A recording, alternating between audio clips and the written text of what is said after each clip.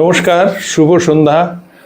আজকে শনিবার 20শে ডিসেম্বর 2025, বাকচক্রের নতুন পথ চলা বিবেকানন্দ ঘরে ঘরের আজকে 241তম 241st সাপ্তাহিক ধারাবাহিক বক্তৃতামালায় আপনাদের সকলকে সাদর অভ্যর্থনা ও আমন্ত্রণ জানিয়ে আমাদের অনুষ্ঠান শুরু করছি। অনুষ্ঠানের বিষয় স্বামী বিবেকানন্দ এবং অনুষ্ঠানের বক্তা শ্রী তরুণ গোস্বামী, যার পরিচয় নতুন করে দেওয়ার কোনো প্রয়োজন নেই। সুতরাং আসুন সময় বিশেষ নষ্ট না করে আমাদের পরিচিত প্রার্থনা সঙ্গীত, যেটা গেয়েছেন আমাদের এই বাকচক্রের প্রবীণতম সদস্য শ্রী রমেশচন্দ্র বন্দ্যোপাধ্যায়, তার সেই গাওয়া রবীন্দ্রসঙ্গীত কাম প্রার্থনা সঙ্গীত শুনে আমাদের আজকে অনুষ্ঠান শুরু করছি। ভালো থাকবেন।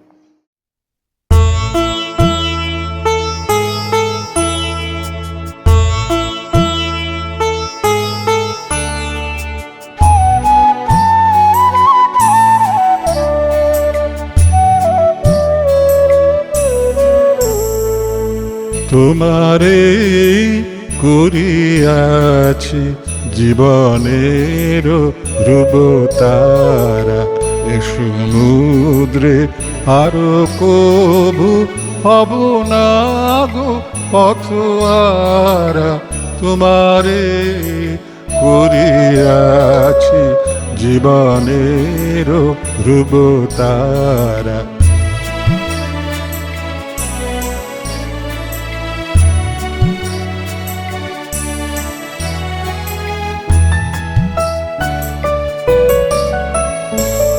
যেথায় আমি যাই না গো তুমি প্রকাশিত থাকো, যেথায় আমি যাই না গো তুমি প্রকাশিত থাকো। অকুল নয়ন জলে ঢালো গো কিরণ ধারা। তোমারে করিয়াছি জীবনের ধ্রুবতারা।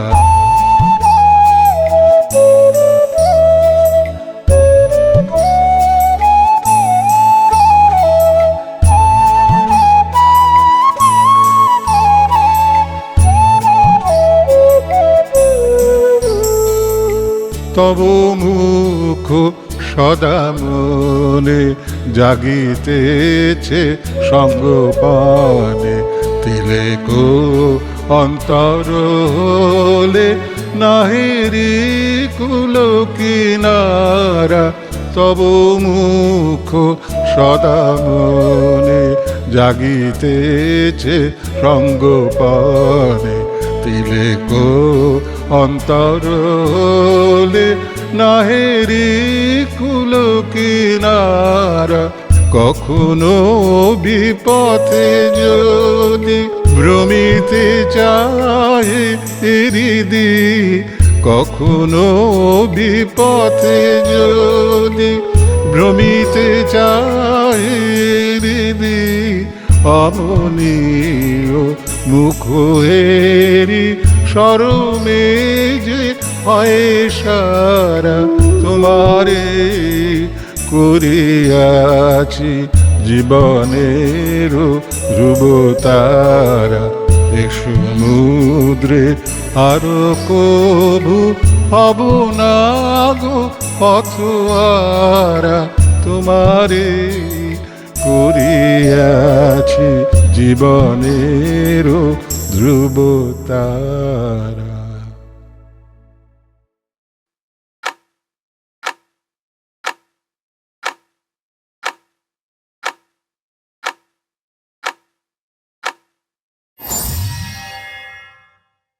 নমস্কার। 2025 সাল শেষ হয়ে আসছে এবং আমাদেরও বাকচক্রের বিবেকানন্দ ঘরে ঘরে সময়ের সঙ্গে পাল্লা দিয়ে আমরাও ছুটে চলেছি। এই প্রসঙ্গে একটি কথা বলা প্রয়োজন। পবিত্র সুরের ঐকান্তিক ইচ্ছায় এবং সুজিতদার সহযোগিতায় পডকাস্ট শুরু হয়েছে আমাদের। প্রত্যেক বুধবার সন্ধ্যে 7:30 আমরা পডকাস্ট স্বামীজিকে নিয়ে আলোচনা করি, স্বামীজির বিভিন্ন দিক নিয়ে আলোচনা করি। যারা বাকচক্র নিয়মিত শোনেন, তারা যদি পডকাস্ট শোনেন তারা অবশ্যই আনন্দিত হবেন।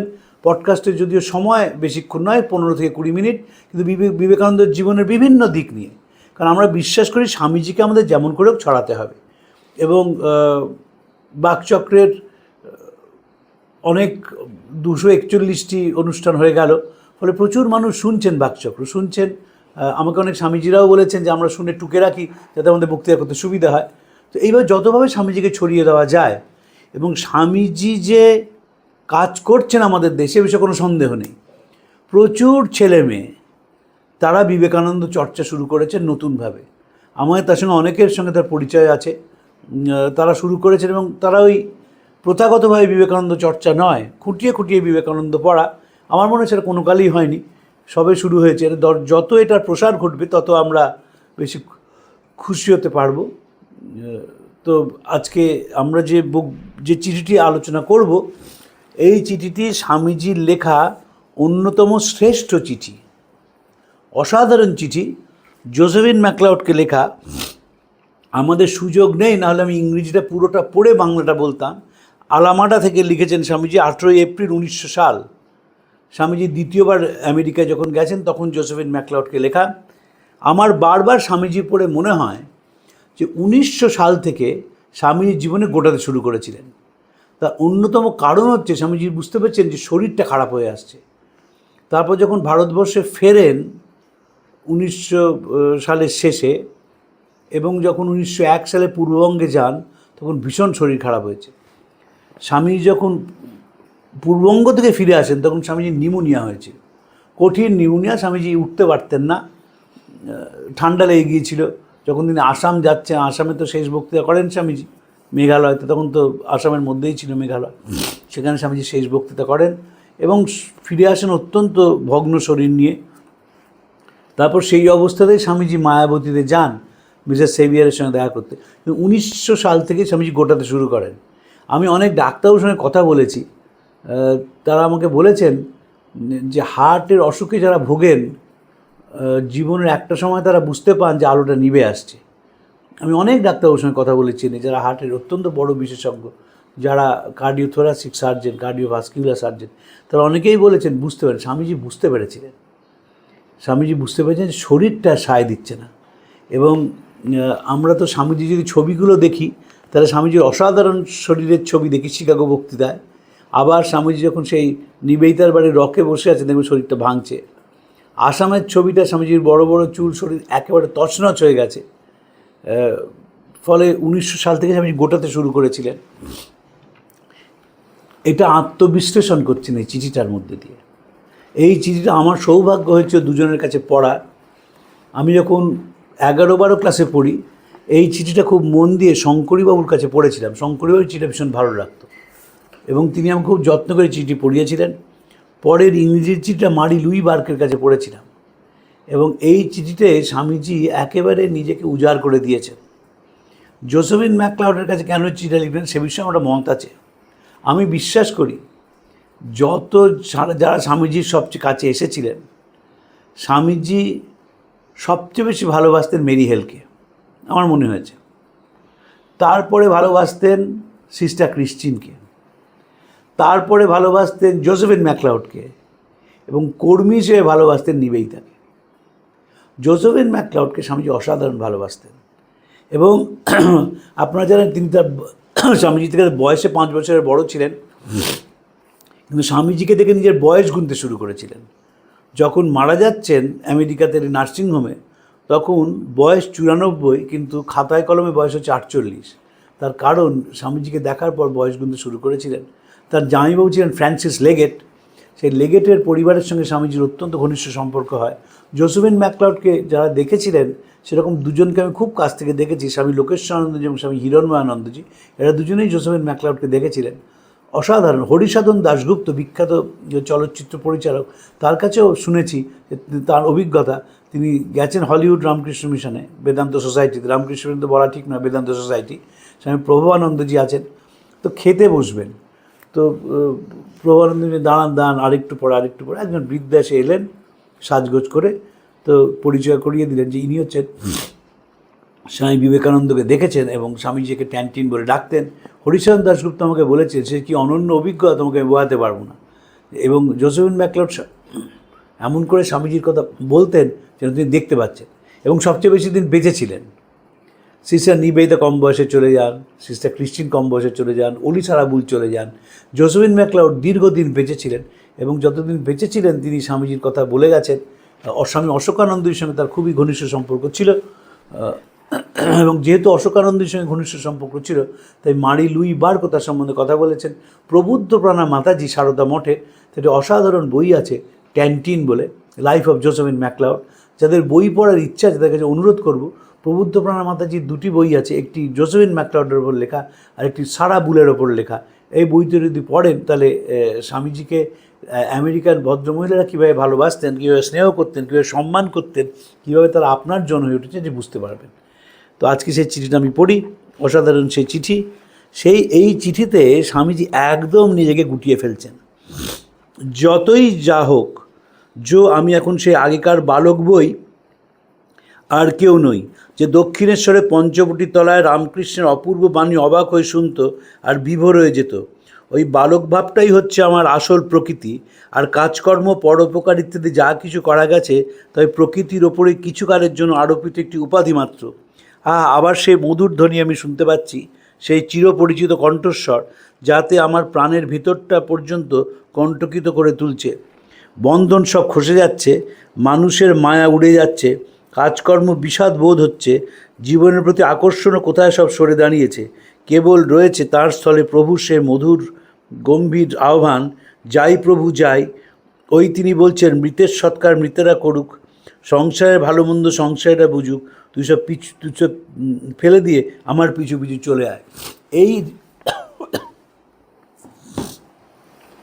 এই রিয়েলাইজেশনটা স্বামীজি জোসেফিন ম্যাকলাউডের কাছে প্রকাশ করেছেন, আর কোথাও নেই।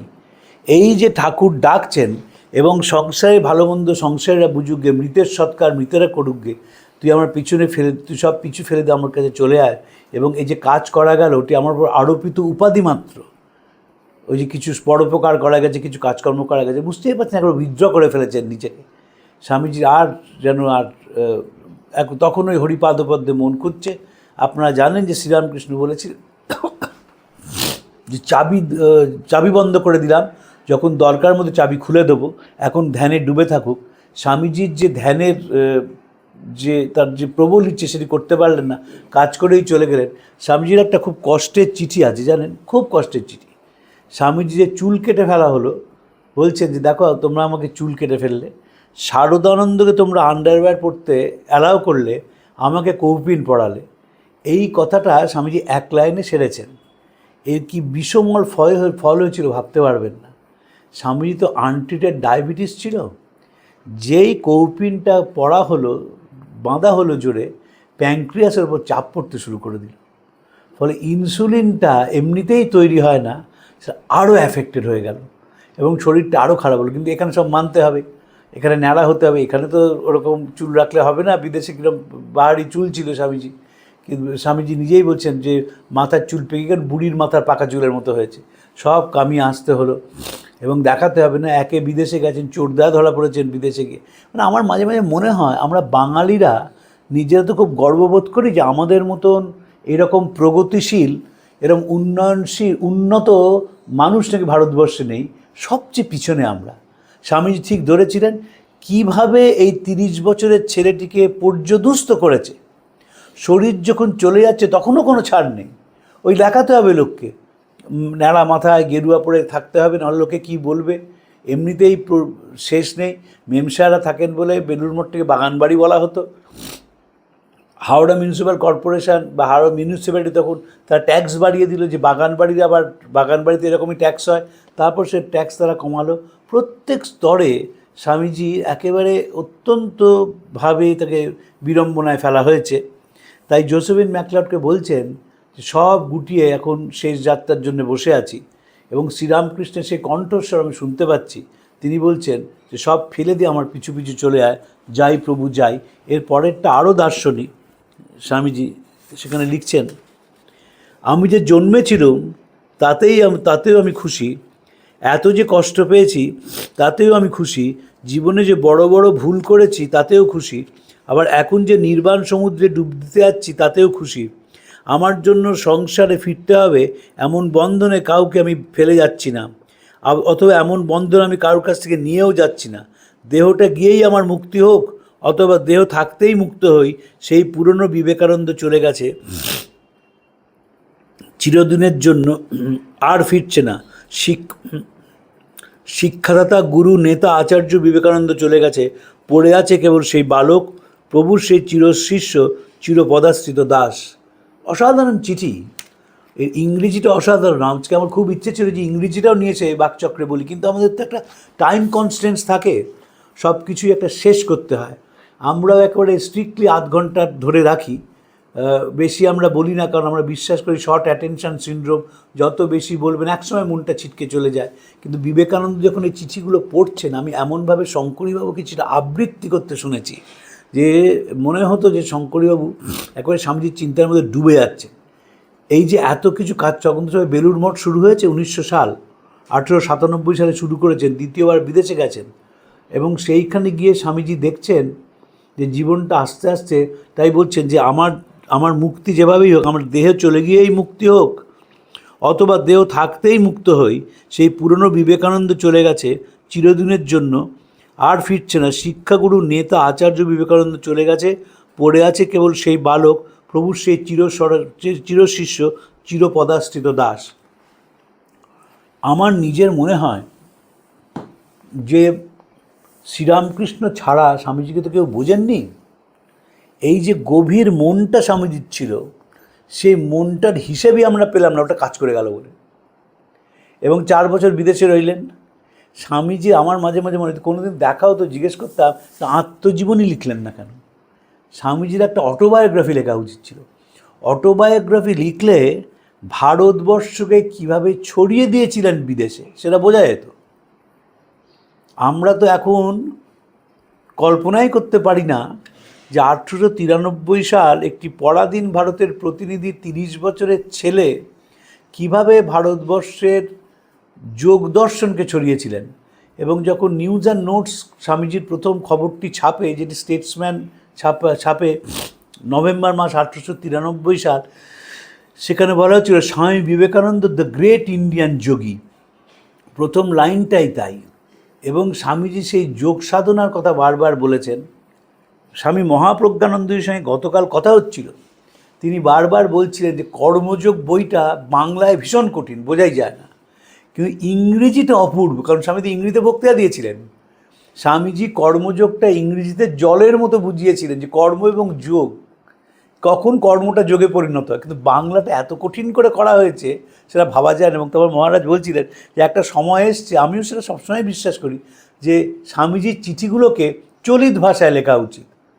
এই যে সাধু ভাষার জন্য না বহু যারা বাংলা পড়েন তারা খটোমটোভাবে আর পড়েন না, চলিত ভাষায় লিখলে কোনো ক্ষতি হয় না। তো যে যুগে যেরকম, স্বামীজির ইংরেজি চিঠিগুলো খুব বাজে বাংলায় অনুবাদ হয়েছে, খুব বাজে অনুবাদ, এই স্পিরিটটাই পাওয়া যায় না। আমি যখন স্বামীজির চর্চা শুরু করেছিলাম, স্বামী বলভদ্রানন্দজি, তিনিও তখন তরুণ ব্রহ্মচারী, তিনি বলতেন যে ইংরেজি চিঠিগুলো ইংরেজিতে এবং বাংলা চিঠিগুলো বাংলায় পড়বে।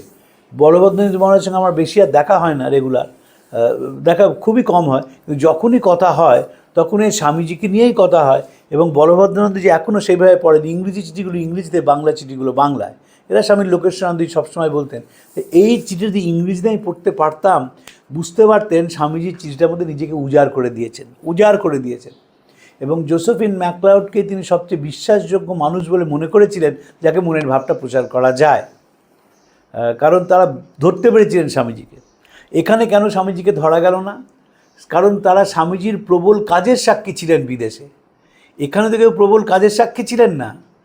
স্বামীজি যেদিন প্রতিষ্ঠা করছেন সেদিনই প্রশ্ন উঠেছিল, তুমি সব বিলিতি মতো এইগুলো করছো, এই অর্গানাইজেশন। কিন্তু জোসেফিন ম্যাকলাউড দেখেছিলেন যে বিদেশে যে জনপ্রিয়তা, বিদেশে স্বামীজির যে, তখন তো শরীরটা ঠিক আছে, যেভাবে তিনি প্রচার করেছেন, যেভাবে তিনি ভারতবর্ষের কথা বলেছেন, যেভাবে ভারতবর্ষের সাধারণ মানুষের কথা বলেছেন, তাতে এরা এতটাই শ্রদ্ধাশীল ছিলেন। এবং স্বামীজিও মনে করেছিলেন এই যথার্থ পাত্রী আমার এই মনের অবস্থাটা বোঝবার জন্য। দ্বিতীয়বার তো 1900 সালে বিদেশে তখনও আছেন, 1899 সালে বিদেশে গিয়েছিলেন 20 জুন, এবং তখন তো বিদেশে রয়েছেন। সেই অবস্থায় বলছেন যে আমি সেই, মানে আমাদের বেদান্তে যে আরোপিত বলা হয় যে কাজ করা হলো, এগুলো আছো কিছু না, সবই মায়া। স্বামী সেই মায়ার কথাটা বলছে, যে সেই আচার্য, শিক্ষক, নেতা সবাই চলে গেছে, পড়ে আছে তার চিরপদাশ্রিত দাস। আমার দুর্ভাগ্য লাগে এই কথাটা ভেবে যে স্বামীজি যে ঠাকুরকে কতটা সম্মান করতেন সেটা এখন স্বামীজি বুঝতেন। স্বামীজি সেজেস অফ ইন্ডিয়া বক্তৃতায় প্রথম ঠাকুরের কথা এদেশে এসে বলেন, কলকাতা বক্তৃতায় ঠাকুরের কথা বলেন, চিঠিতে ঠাকুরের কথা লেখেন। অনেকেই প্রশ্ন করেছিল যে ঠাকুরকে নাকি তিনি মানেন না, এবং দুর্ভাগ্য এই যে তাদের মধ্যে তার গুরু ভাইরাও ছিলেন, তারা প্রশ্ন করেছিলেন এবং তারা বলেছিলেন বেঁচে থাকলেই মানত না, এখন তো মানবে না, সেটাই স্বাভাবিক। সাইকোলজিক্যালি যখন দেখি তখন অনেক কথা বলা যায়, কিন্তু আমরা তো ভারতবর্ষের দেশ, আমাদের মেকি ভক্তিতে মনটা ভরা। তো এ কথা বললেই সুজিতদার কাছে কালকে চিঠি আসতে শুরু করবে বাকচক্রে, এইসব কথা উনি কেন বলতে গেলেন। এই যে মেকি ভক্তি আমাদের শেষ করে দিল, একদম শেষ করে দিয়েছে। স্বামীজিকে ঘরে বাইরে বিপদে পড়তে হয়েছে, ঘরেরও বিপদ ছিল। স্বামীজি কি খেতেন শুধু বাইরের লোকের প্রশ্ন ছিল না, ভেতরের লোকেরও প্রশ্ন ছিল। এবং এখনও 2025 সালে প্রশ্ন উঠেছে তিনি মাংস খেতেন, তিনি সাধু নন। যাঁরা প্রশ্ন করছেন তারা বুঝতে পারছেন না ভারতবর্ষকে এই পৃথিবীর মানচিত্রের জায়গা করে দিয়েছিলেন। তো এখনও তো প্রশ্ন হচ্ছে যে মাংস খেলেই যেন আর ঈশ্বরের দিকে মন রাখা যায় না। তো স্বামীজি তো পাশ্চাত্যে স্বামীজির যে কাজ এরা আমরা বুঝে উঠতে পারিনি। কলকাতায় যখন স্বামীজি এসেছিলেন, স্বামীজিকে জিজ্ঞেস করা হয়েছিল, নরেন্দ্রনাথ সেন জিজ্ঞেস করেছিলেন, দুটো দেশ দেখলে কি বুঝলে? বললেন কী বুঝলাম জানেন, আমাদের দেশে আমরা কোহিনূরটাকে ন্যাতায় মুড়ে রেখে দিয়েছি, আর ও দেশে রাংটাকে সুন্দর বাক্সে রেখে ওরা প্রদর্শনী করে। এই যে দুটো সভ্যতার তুলনা করেছেন, এর থেকে বড় কথা কিন্তু নেই। ভারতবর্ষের ফিলসফি, ভারতীয় দর্শন যে একবার পড়েছে সে বুঝতে পারবে উচ্চ চিন্তাটা কাকে বলে। গতকালকে আমাকে একজন মেম সাহেব আমেরিকা থেকে ফোন করেছিলেন। স্বামী বিজ্ঞানানন্দজি তিনি চমৎকার পিয়ানো বাজাতে পারতেন। সেই পিয়ানোর কয়েকটা নোট সম্প্রতি পাওয়া গেছে। সেই নোটের একটি নোটে দেখা যাচ্ছে স্বামী বিজ্ঞানানন্দজি 1907 সালে যে নোটটি লিখেছিলেন সেটি গডফাদারের থিম মিউজিক। আমি বলেছি আপনি নোট আমাকে পাঠিয়ে দিন, আমি যেহেতু নোটেশন বুঝতে পারি না, পাঠিয়ে দিন, বুঝবো। ফলে এরা যে কোন স্তরের ছিলেন, কারণ শ্রীরামকৃষ্ণের বিপ্লব আনতে চেয়েছিলেন, যে বিপ্লব মনুষ্য সমাজকে নতুন করে তৈরি করবে। মনুষ্য সমাজটাই পাল্টে যাবে। মানুষের মধ্যে যে শুভবুদ্ধি আছে, এই শুভবুদ্ধি ভারতীয় ঋষি ছাড়া কেউ আবিষ্কার করতে পারেনি। তাই মানুষকে তারা অমৃতের পুত্র বলেছিলেন। অমৃতের পুত্র বলে তারা মানুষকে এই বলে মানুষকে ডেকেছিলেন যে অমৃতের পুত্র তোমরা এসো আমার কাছে। এবং ঋষিরা ছিলেন হচ্ছে জীবনটাই খুব কাছ থেকে দেখেন। আমরা অনেকেই জানি না ভুবনেশ্বর থেকে 60 কিলোমিটার দূরে গ্রামের মধ্যে 64 যোগিনীর একটি মন্দির আছে। অসাধারণ সেই মন্দির। আমার যাওয়ার সৌভাগ্য হয়েছিল, কয়েকটা ভেঙে গেছে। আমাদের দেশে তো আমরা ইতিহাসের প্রতি যত্নবান নই। রবীন্দ্রনাথ বলতেন আমরা বড় বইকেও সরিয়ে রাখি, মনে রাখি না, আর সাহেবরা হাঁচলেও সেটাকে লিখে রাখে। ভেঙে গেছে, আর্কিওলজিক্যাল সার্ভে অফ ইন্ডিয়া রাখে, ভেঙে গেছে। সেই যোগিনীর মূর্তি যদি দেখা যায়, দেখা যাবে 64টা মুখ 64 রকমের। কার্তিক মাসের দ্বিতীয় অমাবস্যা, যে অমাবস্যা হয়, সে অমাবস্যায় সেই যোগিনীদের পুজো করা হয়। সাধারণ মানুষ গিয়ে সেখানে তারা ওই গ্রামের ফুল টুল দিয়ে পুজো করেন। এবং যেহেতু সন্ধে হয়ে যায়, যখন কোনো আলো জ্বলে না, আস্তে আস্তে মূর্তিগুলোকে খুব বীভৎস দেখতে লাগে। কিন্তু অসাধারণ তার জীবন, অসাধারণ তাদের গঠন যে তৈরি করা হয়েছিল, কারা তৈরি করেছিলেন কেউ জানে না, কিন্তু তৈরি করা হয়েছিল। এবং এতদিন আগে, কতদিন আগে কেউ বলতেই পারবে না। ভারতের সভ্যতা যে বিরাট সভ্যতা ছিল, স্বামীজি এটি বারবার বলেছেন বিদেশে, সেটির প্রয়োজন আস্তে আস্তে শেষ হয়ে যাচ্ছে। তাই প্রয়োজন শেষ হয়ে যাচ্ছে বলে এবার ঘরে ফেরার পালা। সংসার বিদেশে, বিদেশির বেশে মিছে ভ্রম অকারণে, সাধু সঙ্গ নামে আছে পান্থধাম। শ্রান্ত হইলে তথা করিও বিশ্রাম, পথভ্রান্ত হলে সুধাইও পথে পান্থ নিবাসীগণে। পথে যদি দেখো ভয়েরই আকার, প্রাণমন দিও দোহাই রাজার, সে পথের রাজার প্রবল প্রতাপ সমন ডরে যার শাসনে মন চল নিজের নিকেতনে। এই গানটা শুনলে, এই চিঠিটা পড়লে মনে হয় যেন স্বামী সে গানটাই গাইছেন, যে এবার মন নিজের জায়গায় ফিরে যেতে চাইছে। ভারতীয় দর্শন একটি অদ্ভুত কথা আছে, মানুষ নাকি মৃত্যুর আগে বুঝতে পারে যে এই সংসার ছেড়ে সে চলে যাচ্ছে, এবং যখন সে যায় সে অত্যন্ত আনন্দের মধ্যে দিয়ে এই পৃথিবীটাকে ছেড়ে যায়। বাহ্যিকভাবে মনে হয় সে রোগক্লিষ্ট, বাহ্যিকভাবে মনে হয় সে যন্ত্রণা পাচ্ছে, কিন্তু মনটা তখন আনন্দে ভরে ওঠে। কারণ আনন্দ থেকে আমরা আসি, আনন্দে থাকি এবং আনন্দেই লীন হয়ে যায়। আমাদের শাস্ত্রকাররা বলেছেন, স্বামীজির এগুলো পাশ্চাত্যে বলার দরকার ছিল, সেই বলা শেষ হয়ে গেছে। বেলুড় মঠ দাঁড়িয়ে গেছে, বেলুড় মঠের মধ্যে দিয়ে কিছু সেবা কাজ শুরু হয়েছে, অতএব এবার গোটানোর পালা। জীবনে তো দুটো দরজা, প্রবেশ আর প্রস্থান। এই প্রস্থানটা সবচেয়ে গুরুত্বপূর্ণ। বিবেকানন্দ সেই প্রস্থানের জন্য বসে আছেন, এবং বসে আছে নিজে প্রায় একটি গান গাইতেন, শিব আপ পার কারো মেরা নাইয়া, খুব গাইতেন স্বামীজি এই গানটি, যে তুমি আমার জীবনের তরিটি পার করে দাও। সেই আমেরিকাতেই তার অনুভব হচ্ছে যে জীবনের তরিটি পার করার সময় হয়ে গেছে। তাই জোসেফিন ম্যাকলাউডকে লিখছেন যে আমি এখন সেই চির পদাশ্রিত দাস, সেই ছোট ছেলেটি রয়েছি, আর আমার ওপর যে আরোপিত উপাধি এগুলো চলে যাচ্ছে। এবং এইখানে জীবনের সবচেয়ে বড় দর্শনের কথা বলছেন, আমি যে জন্মেছিলুম তাতে আমি খুশি, এত যে কষ্ট পেয়েছি তাতেও খুশি, জীবনে যে বড় বড় ভুল করেছি তাতেও খুশি, আবার এখন যে নির্বাণের শান্তি সমুদ্রে ডুব দিতে যাচ্ছি তাতেও খুশি। আমার জন্য সংসারে ফিরতে হবে এমন বন্ধনে আমি কাউকে ফেলে যাচ্ছি না, অথবা এমন বন্ধন আমি নিয়েও যাচ্ছি না, কারোর জন্য নিয়েও যাচ্ছি না। স্বামীজি অসাধারণ একটি কথা বলেছিলেন, আমার এই প্রেমে উন্মত্ততা আছে কিন্তু কোনো বন্ধন নেই। এই যে ভারতবর্ষের ডিট্যাচড ওয়ে অফ লাইফ, এটাই সবচেয়ে বড় শিক্ষণীয়। এবং জানেন তো, আমি সেদিন পড়ছিলাম বিদেশে আস্তে আস্তে ওরাই এতদিন পরে এই ডিট্যাচমেন্ট আস্তে আস্তে বুঝতে পারছে যে আমি থেকেও নেই। আমরা তো তাই ভারতীয় দর্শন বোঝে তুমি আছো, সব কিছুর মধ্যে আছো, কিন্তু কোনো কিছুর মধ্যে নেই। কারণ এই দৃশ্যমান জগৎ, তুমি সেখানে অভিনেতা নয়, তুমি সেখানে দেখছো, তোমার সামনে একটা সিনেমা হয়ে চলেছে, সেই সিনেমাটা তুমি দেখছো।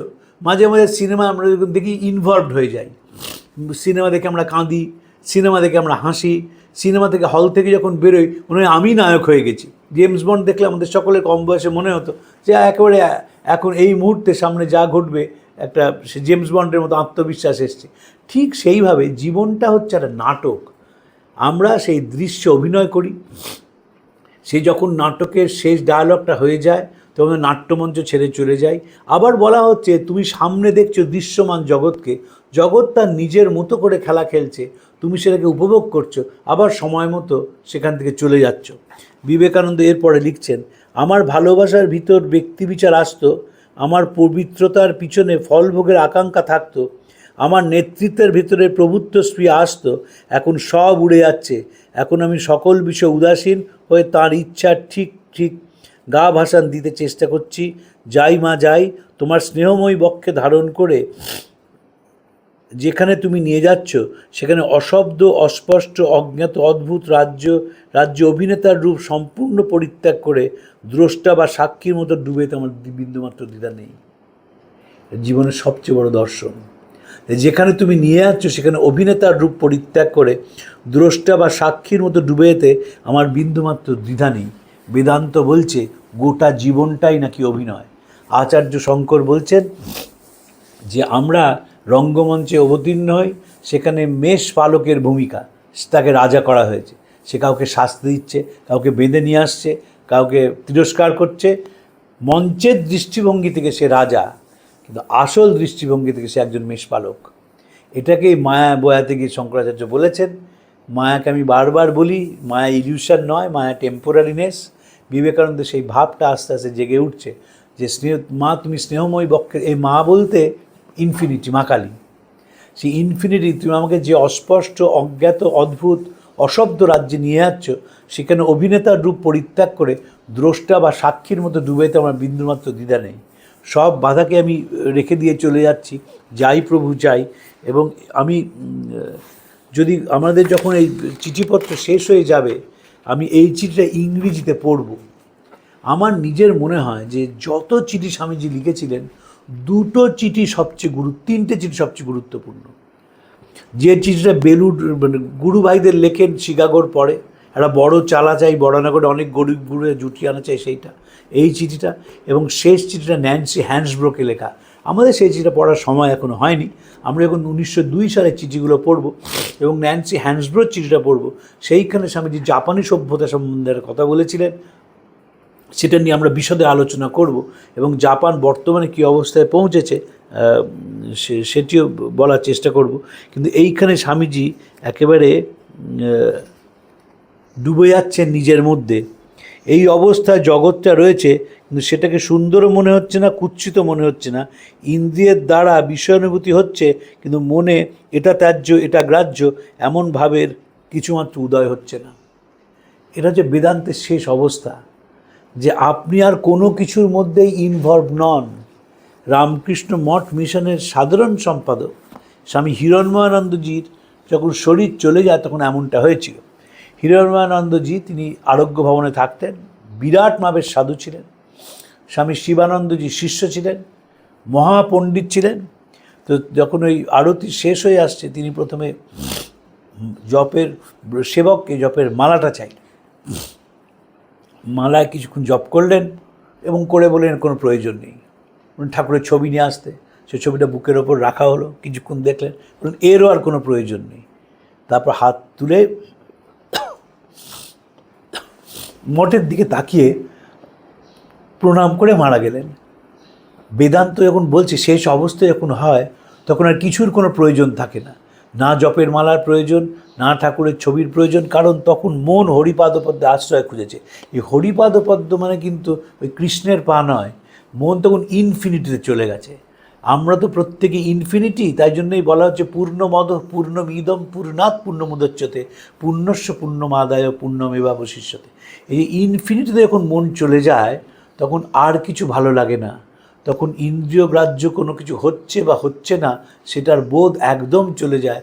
মানুষ তখন নিজেকে আবিষ্কার করে এবং সে নির্বাণ সমুদ্রে ডুবে যায়। এত আনন্দ তাই ভাষায় প্রকাশ করা যায় না। ঠাকুরের ভাষায় লুনের পুতুল সাগর মাপতে গিয়েছিল, সেখানে হারিয়ে গেল, তখন খবর দিবে কে?